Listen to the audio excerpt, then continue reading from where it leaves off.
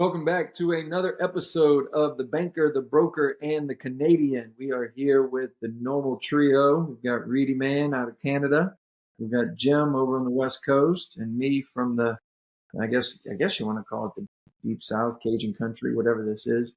But we got a great episode in store for you today. Jim proposed the idea of having a bit of a what if episode, and any other context to it, I'd love to hear what Jim's thoughts were as he brought up this topic and how it might apply to possibly helping anyone in the audience experience and live and enjoy a more fulfilling, more peaceful life, and consider and work through the what ifs. So tell us what you were thinking, Jim. Yeah, happy Wednesday to everybody, and thanks for joining us. Today's topic is what if, and if we think about our own brains and our own experiences, today I challenged all three of us to think about before the podcast some what ifs in our life and be able to share those this morning. And so, just in a general context of what if means, I think a lot of us, when we talk about what if, we always kind of gear or think about more the negative, kind of like, oh, what if this happens? And what if I make this choice? And what if I don't, graduate, within a certain amount of time? Or what if I don't get this promotion at work? Or what if I run out of money at the end of the month, and, my checks start bouncing out of my bank account, So we tend to look at the what ifs in our life from a very negative point of view. But why don't we just turn that around for a moment and think in a challenged way? When we start with this what if and down this negative path, why don't we just turn it around on the side and look at the other side of the coin and thought about what if from a positive point of view? What if, like, I'm concerned my checking account, but at the end of the month, I actually have more money than I started with?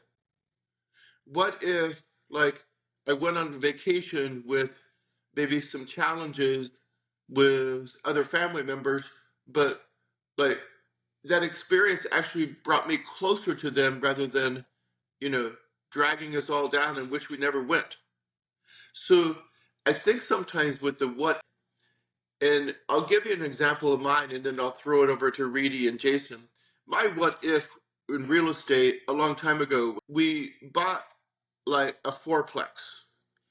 And I remember the night that it closed and we went to bed and we're laying there kind of in our, sleepy time just with husband and wife and thinking, oh my goodness, what have we done? And then like the next thing that came up was, hey baby, what if like all four of these units decide to move? And we end up with a fourplex with no tenants? Or what if actually one of them move, right? How are we going to afford this? And that was kind of my philosophy and our worry at the time and going down the bad part of the what if. Actually, when I changed my real estate philosophy on multifamily housing and apartments and bringing a business and a service to my community and helping people be able to rent places that are clean, safe, and at an affordable cost in the marketplace, and maybe a little under market rents, then actually never even think again about the what if they're leaving. The philosophy completely changed from that day where I was like, oh my God, like I go to bed tonight and like, what if they leave? And what if like they don't make their today, you know what? If you're not happy, then we need to be talking about it. If you're not happy where you're living, then it spoils. So my what if of like negative and down and they're leaving actually now has changed it. What if they leave? Oh my goodness, I hope that they do, because if they are here in trapped in a rental agreement in the housing that I provided and they're not happy, then we really need to make them So what if we did something and we looked at our what ifs that way? So I'm going to punt it over to Reedy or Jason, and you guys give us another scenario about a what if in your life and how you dealt with it. Well, first I'll start off with this is a good, I would say, thought experiment. I love these conversation where you have these deep thought experiments and it leads you down a rabbit hole. And going to what you're saying is, yes, there's two sides to it with these thought experiment. One is you could view it in the negative way, whereas what if, and then something catastrophic could happen. And, what if I quit my job? Now I don't have a source of income. And what if I don't know, go skydiving and the parachute doesn't open and I fall to my death, right? The other, the other direction of the what if is a more inspiring and exciting outcome, right? A positive outcome. So what if I quit my job? The exciting part about it is I actually get to look for something that I enjoy doing and get paid for. So a lot of people miss or don't tend to look at the inspiring and positive outcome. And so the what if when you brought up this topic and I mentioned to you, like, I love to unpack it. I think we'd get some good conversation on it. And I was actually looking through what I prepared myself in, because I actually had this thought experiment on how, and I framed it more, how would I live the life I dreamt of? So you can frame it as what if I lived the life I dreamt of, right? And Yeah. what that would look like. And so I started preparing, these 5-year plan, as you can see here, right? On like what that vision would look like, how would I envision my ideal life here? And that was the thought experiment I did, I think it's about a year and a half ago. And that excited me. That inspired me to start building up to my 5-year plan. And yeah, I challenge everyone to not, like, going back to what you said, Jim, not to view it as the direction of the negative and oh, this is going to be horrible, but actually view it more as what if I did a marathon, right? This can be an inspiring thing and get you excited about it. And I think the ROI on the outcome is a lot better than the negative outcome, like the positive of what you're doing. And one thing that I heard the other day is, which kind of ties to this what if, is try something for 30 days and give your permission to just try it. Whether what if, so for example, you wanted to run a marathon, try running every day for 30 days. And at the end of the 30 days, if you don't like it, then say la vie. But the exciting part about it is you might actually enjoy it, and now you are a lot fitter. You develop these indirect habit of exercising, eating well, sleeping well, and just your whole life change. So that becomes a more exciting outcome than, what if I ran a marathon and couldn't do it? Or so I do think that there's the probability of a positive outcome is highly likely than a negative outcome in these what if scenarios. Mm-hmm. That's so good, Reedy. It's funny how this came up today and completely unrelated to this podcast and unrelated to this topic. I was having a conversation yesterday just around the idea of what if it all worked out, right? What if it worked out the way that you planned for it to, as opposed to, or better, as opposed to, man, what if it didn't go the way that I wanted to? And I think that there's some human nature element to this whole concept, right? Because for whatever reason, negative attention tends to capture more of our, right, like, emotion. And so we have more sympathy and more compassion and maybe more remorse. And that's maybe a stronger emotion than the emotion of excitement or, enthusiasm or elation at on the positive end. And I'm actually wondering if that's something that's predisposed or if it's something that's cultivated or conditioned, right? Because myself and reading back, it really kind of goes in line with our conversation earlier. So, Jim, before we got on, Reedy and I were having an investment conversation, and to me, the age-old story is kind of the bears, right? The negative people competing with and or opposing the bulls, the positive people, right? And I don't know if it's because I'm a Taurus, but I happen to be a bull in my, my zodiac sign. But I am also just eternally optimistic. I almost to a fault don't see the negative possibilities in a situation. And I say almost to a fault because my wife would say that I haphazardly run into situations that oftentimes, have at least some bit of likelihood of not working out, right? Like I talked to y'all earlier about the idea of running up that hill, and it you realize that it's kind of a problem. But but to me, what's I look for this though, guys. And I asked this question: what's the benefit of the bearish outlook, right? Like, who wants to operate in this world and who wants to see life through the lens of negativity? What's the appeal to that, or what's the attraction to that, or why? And so I'll tie together a few different things. Reedy, to your point of beginning a running habit, Jim, to your point of reframing how you look at real estate and the positive impacts that you can have on your business and on your situation when it does go well. But part of my conversation that I had yesterday fits very well with what Reedy mentioned.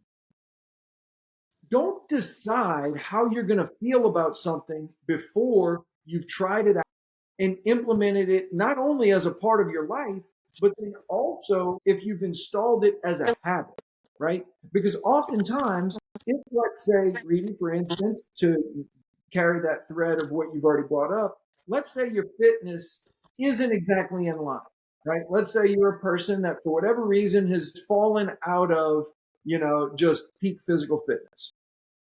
And you have this idea that the way that I've approached this to this point hasn't been great. Maybe I'm open to the idea of changing how I go about my normal business. And running is one concept, right? That's one way of doing it. The negative person, or the person who says, what if it doesn't work out, might say, well, what if I hurt my foot? Or what if I twist my ankle? Or what if my knee does something? Or what if what if it starts raining? Or what if my shoe, all these, you come up with all these different stories before you've ever actually tried it out. Mm-hmm. Let's say you go for a run and it turns out that it's great and you feel good after. Because I can promise you, anyone who has not gone on a run, there is very few good feelings better than the way you feel immediately following a run. Okay. And I say immediately following a run because there are certain points during that run where you probably will want to die during the run.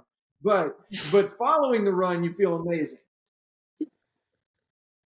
Now, what's likely to happen is you experience that euphoria, you experience the positive outcome, the positive consequences of this newly implemented behavior. But because it's different, the real likelihood for the majority of people is that they will not continue, even though they experience the positive outcome. So, one point that I'll make right now, and then I'll kick it back over to y'all and stop monopolizing the conversation. But one point that I'll make is that whatever change you decide to implement, try to make it as small as possible so that it's something that can be done sustainably over time and that you can install it as a habit in your life. Because we are, again, coming back to this point of human nature, which is we are habit forming creatures. We do work in a way of efficiency. We would like to make things easier for ourselves, but there is a certain amount of resistance to change. And so, a way of overcoming that resistance to change, and I hope I'm not getting a lot of feedback, but one way of overcoming that resistance to change is to start out very small and duplicate that over time and have it as a habit. This is why I actually subscribe to and like the idea of trying something new for 30 days because it gives you the permission to not continue it after that. But it also, the reward on that is, if you end up liking it, you'll continue, because as we know, habits, I believe it takes about minimum 21 days, but on average it's like 66 days or something like that. But they say, if you can do it for at least 30 days, which is a good number, a month, let's just say, then you're already starting to form that habit, or at least 80% of that habit is now starting to form, right? And so one thing I would like to add to that habit is, the easiest way, and from the book Atomic Habit, James Clear, is to form a habit. One of the strategies he says is identify yourself as that thing. So if you, like, instead of saying I have to run this morning and wake up and say, oh, I got to go running because I have to run, if you identify yourself as a runner, you wake up and you're like, I am a runner, then you start running, because that is your identity. You're a runner. Just same way as if you're a reader, you wake up not like I have to read. It's like I am a reader, so you naturally switch your brain to start reading and whatever. So it's a good mind trick that you can play on yourself, but it also, I feel like it does shape who you are, because now when you say I am a runner, it's not just the running, that now you're everything that has to do. Oh, now I gotta optimize my diet to be a runner. I have to optimize my sleep, and so on and so forth. So now it's like encompass everything instead of I have to run. What's your thought on that, guys? Okay.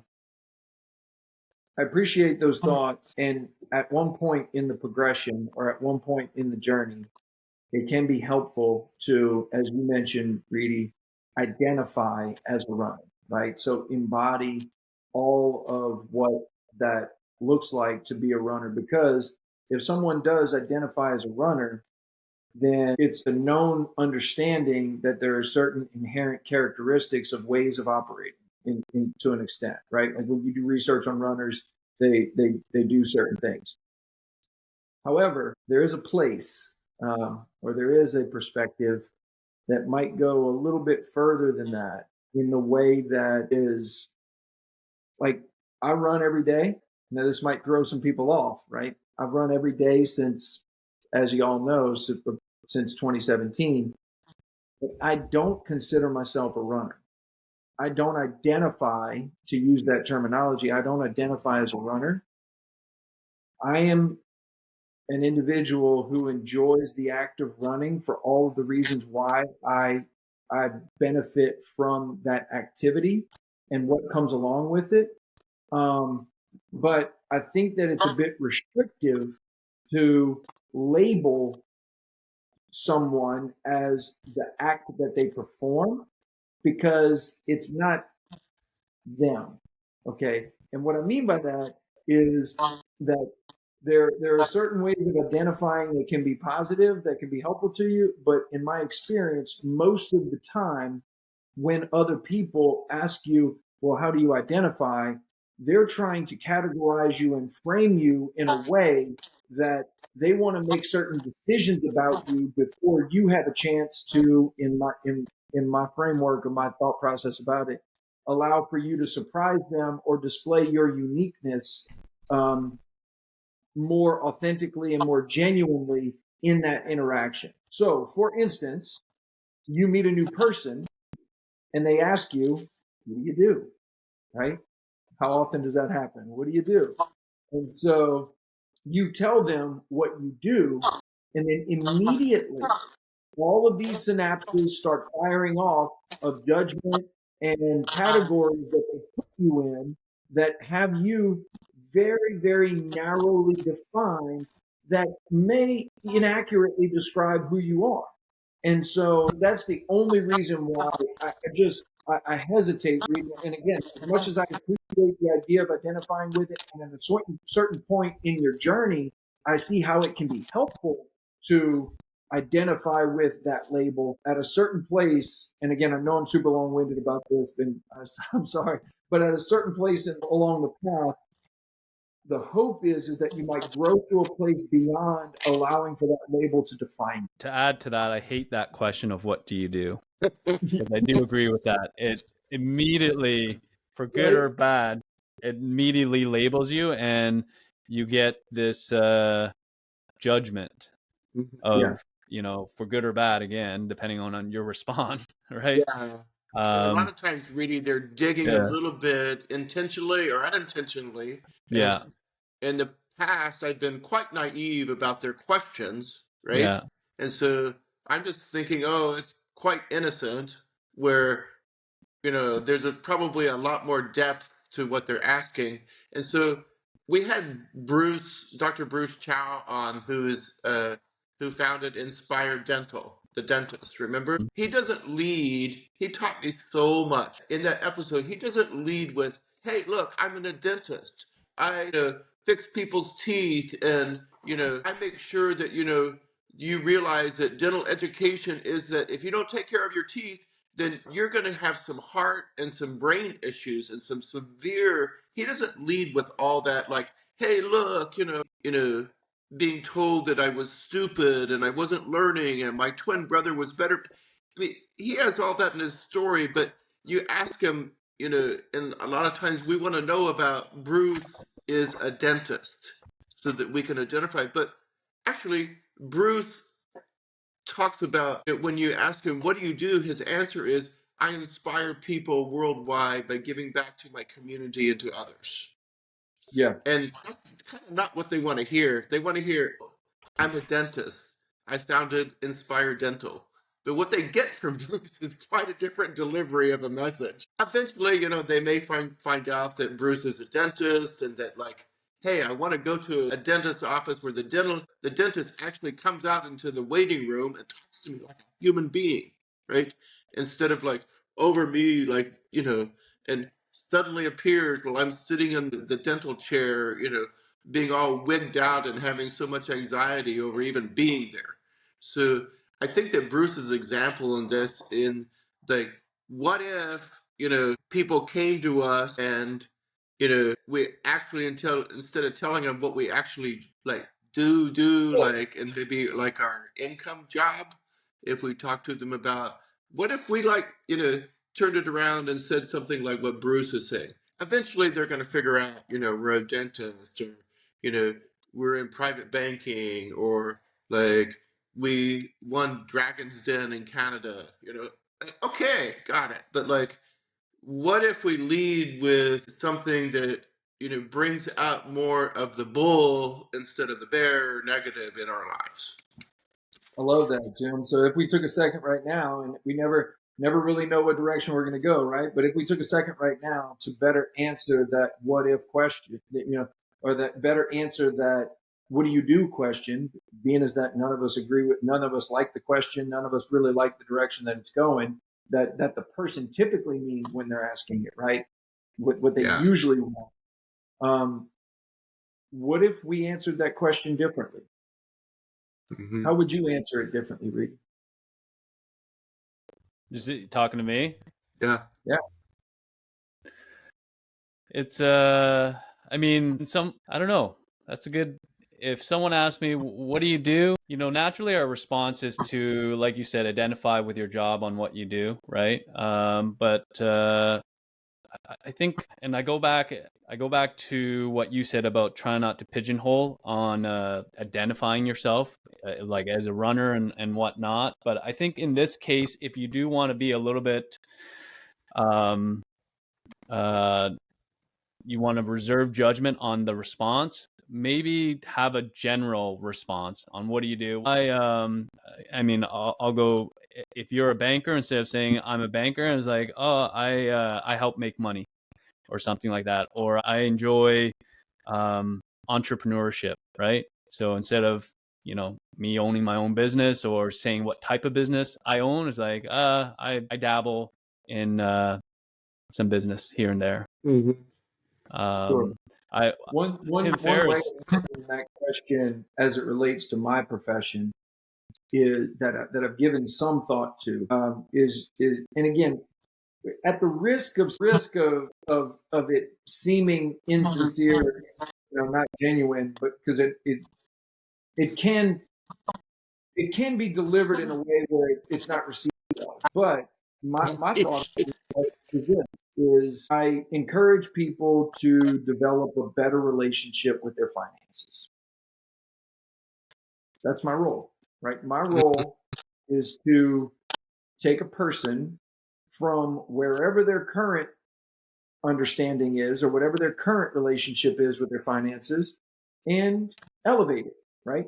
And the reason Mm-hmm. why I encourage people to develop that relationship with their finances is because ultimately I don't really have control over what they do decide to do, right? And I don't have control over the markets, and I don't have control over how their investments are going to perform. I don't have control over many of the situations that actually impact their financial picture. However, what I do have control over is how I position myself and how I encourage them to think about their financial picture. And so if I spend my time invested in the thing that we have the most control over, which is the way that they approach their wealth, I feel like that's a good use of my time, right? And so to part also carrying the thread of what we talked about earlier, Reedy, is when clients ask me, what sector should I get in, or what geography, or what tactic, or all this other stuff, my response is typically rather general. It's typically, getting in the market is better than being out of the market, and having access to your capital in an efficient, maximally, readily available way is better than tying it up longer term. And there's plenty of different ways that you can go about doing that. It's just a matter of what fits best for you. It's a matter of what's most comfortable for you.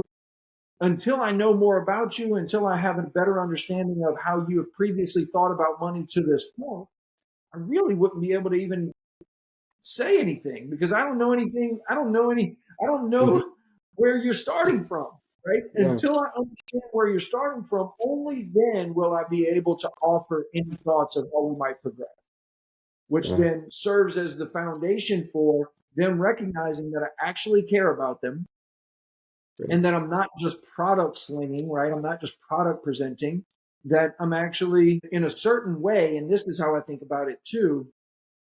What is my role ultimately? I'm in what I call the peace of mind business. Okay. And what does that Mm-hmm. mean? That means that all of our interactions, from my perspective, hopefully will elevate your peace of mind. Meaning that I've either given you some type of thought provoking question to consider that might help you to challenge your previous way of looking at the topic or your life or the situation, that might let you more pleasantly and more enjoyably interact with others and live a fulfilled life. Like that, at the end of the day, that's what I really feel like I'm doing. And helping people navigate their finances is just one way of executing on that ultimate impact on the. I know that's a lot. No, that's a lot of good. And Jason, to play off of what you just said, I think that some practical things here when people ask those kind of questions from all three of us, or maybe from our listening audience, the best way is to start out with what Jason said is number one in your mind, validate what they just said by saying, hey, Jason, or Jeremy, or Jane, or Maria, that's an excellent question. So you don't sound so disingenuous. Like I'm here to, make people financially free. And they're like, That's the reason why. okay, but like, You know, you didn't that's tell me exactly. you're a dentist or like you're a neurosurgeon. You didn't lead with, oh, I'm a foot doctor, or like, you know, you're, so maybe just acknowledging them very quickly of like, hey, that's a great question. I get that quite frequently, and then you can go into like more of a genuous rather than disingenuous answer of like, kind of eventually if they get to know you, like what Jason said, they'll kind of figure out all the pieces that, you know, I would say all three of us in a humble manner, but I think all three of us have worked very hard on being fantastic parents to our children. And so eventually, maybe the people that want to know a little bit more about your occupation, about exactly what you do, all those things will kind of fall out, right? But Sure. as long as we start with, hey, Maria, that's an excellent question. I get it quite frequently. But what I'm really here to do is, and then, you know, talk like what Jason said, or what, a prepared answer about what Reedy, would answer them in a way that gives a lot more depth than just saying, I'm a dentist, or, you know, have my own business in, whatever it is, or I work at Costco. Sometimes those answers don't have a lot of depth to them. And I think that, what if we take those questions and pull it into something which is a brighter answer, which would have more depth of a Sure. conversation, rather than just answering the question and then leave it at that. And sometimes maybe you don't want to go too deep with everybody there, because initially, like I think what Jason was saying, be at least cognizant of the people, whether they are even have an open heart at that point, and you're speaking to them, to be able, go that way with the answer. That's exactly right. It's a little Because bit more in, right? self awareness and situational awareness is of utmost importance, because you don't know what experience they've had that they're carrying with them into this interaction, right? You don't know how they have Exactly. previously thought about whatever the topic is until Hmm. you ask, right? But if you ask with a sincere heart, with a curious mind, and genuinely want to get to know them through the lens of, I would like to be as helpful as possible, and in order for me to do that, I need to have a better understanding of what you're bringing into this and how you're Hmm. approaching this, then it typically gets received well. Yeah. And it's Really, something any different than they want last to reading come back before we wrap? because you have a magnet that is attractive to them, right? And so they have a reason to come back, rather than just the same old in life.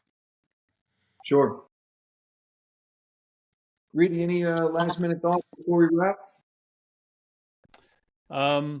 Well, I mean, just staying on the topic of the what if, as I mentioned earlier, I challenge you to be excited of the positive outcome than to be fearful of the negative outcome. And the likelihood of something positive, uh, the result of the positive is more likely than the negative. So surprise yourself.